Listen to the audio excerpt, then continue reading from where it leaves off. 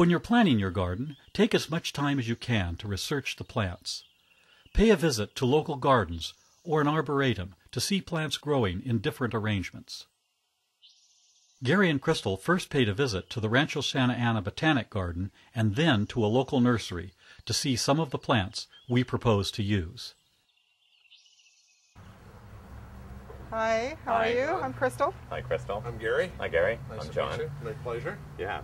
John, we're renovating our yard, and we're interested in plants that don't require a lot of water.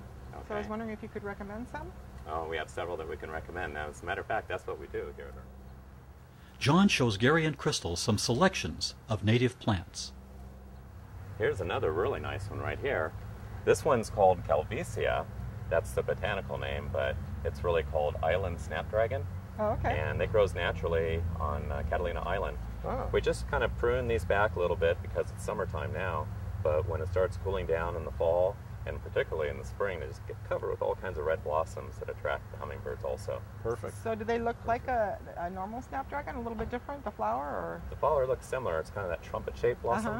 Okay. Maybe that's why it attracts the hummingbirds, and it's a red flower also. Okay. Yeah, that'll be good.